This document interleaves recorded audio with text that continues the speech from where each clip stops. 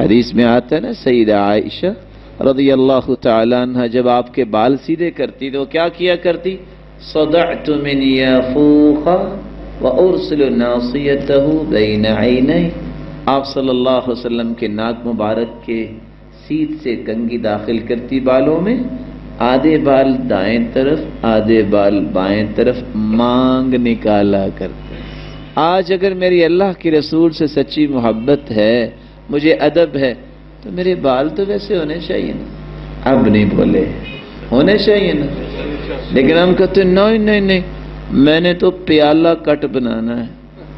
اللہ کے رسول صلی اللہ علیہ وسلم نے بال رکھے ہیں لم جم وفرا، کندھوں تک، کانوں کلو تک، کندھوں اور کانوں کلو کے درمیان تک رکھے ہیں، لیکن ساتھ فرمایا ہے جو بال رکھے ان کی عزت کرے۔ عزت کیا؟ ان کو درست کر کے رکھے، ان کو تیل لگائے اور مانگ نکالے، جو سنت طریقہ ہے۔ پیالہ کٹ کیا ہوا؟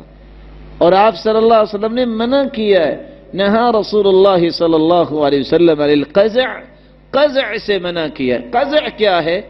سر سے بال کہیں سے چھوٹے کہیں سے بڑے، یہ یہودیوں کا طریقہ تھا، اس بات سے تو اللہ کے رسول نے منع کیا ہے۔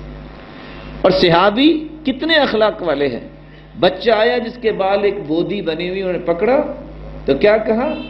قصوا ھذا، یا تو سارے کاٹو یا سارے بڑے رکھو، احلقوہ کلہ او اترکوہ کلہ، یہ سارے موڑ دو، یہ سب کو برابر رہنے دو۔ یہ طریقہ جو ہے اس سے اللہ کے رسول نے پسند نہیں کیا، اس سے منع کیا ہے۔